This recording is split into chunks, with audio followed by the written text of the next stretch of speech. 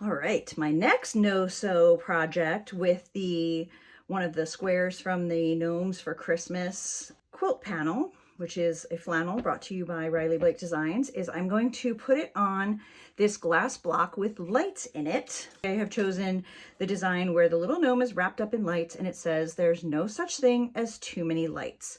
So you need the glass block. It's about a 7.5-inch square, the square of the fabric, a fabric pen, fabric scissors, the little lights, I'm going to turn them off for now, and a glue gun. I'm also using this Lazy Susan cutting mat because it's going to make my life easier. You will see in a second. So that's nice and ironed. I'm going to place this down on with the block on top of it, and a teeny bit of his lights are going to be outside, like are going to be in this part you can't really see. So I just want to set that up where I want it and make sure I can read all the words. And now I'm going to take the fabric pen, hopefully you can see this, and just trace around the outside of the block slowly because it is flannel. And so it's stretching a little as I trace that. And I like this Lazy Susan because I can spin it and not be awkwardly going over the top of the glass block.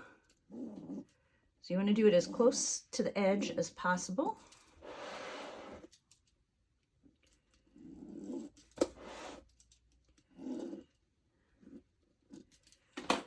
Okay, so that's done. And now, well, I was going to say cut it with scissors, but it's mostly straight lines, so I'm actually going to grab my rotary cutter and ruler, and I'm going to cut inside that pink line, because that pink line is slightly outside of the glass block, so I need it a little bit smaller than what I traced. And that will also make it that we do not have to iron the fabric again to get that pink line to go away. Just spin it around, do all 4 sides.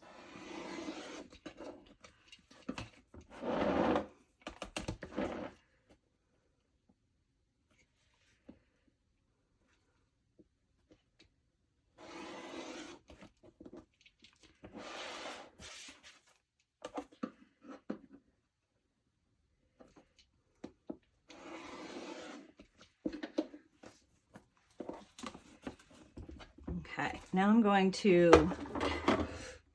do not fall and break. I'm going to lay my glass block down again, and I'm going to make sure the fabric is smaller. So you'll see the edges are hanging off a little bit, so I am going to use my scissors and kind of curve those corners.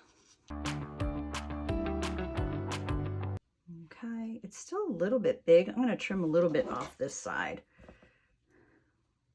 So just adjust it until you know it's not going to hang outside of the glass.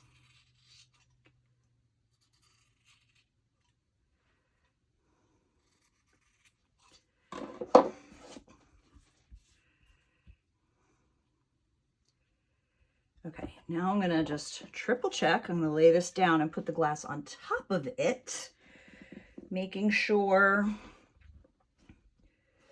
the words and everything are showing through. I've decided to attach the fabric to the glass block with a hot glue gun, and that way I will be able to take it off and reuse this glass block.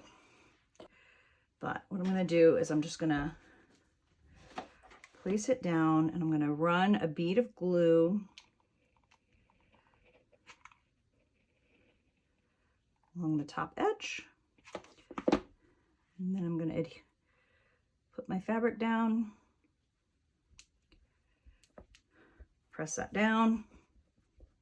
I don't feel like I can do beads of glue fast enough to go all the way around the edge all at the same time, so I'm just going to do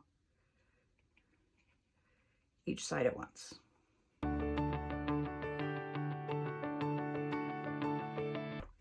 So now the fabric is attached, and all we have to do is put in the lights.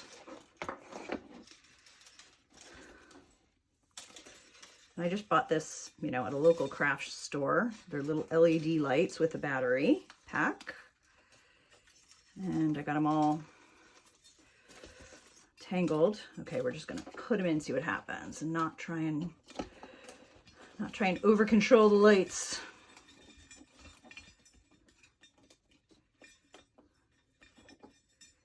Okay, so you just want the skinny part of the lights in there, not this fatter cord part, because that's not attractive. And that's just how we're getting the power to the lights. That's the test, I guess that's a tester button, or there's an on-off switch. And look how easy that is. So you could organize it, you can make the lights all sit at the bottom, whatever you want, but that's going to be super cool in my house for my gnome for Christmas.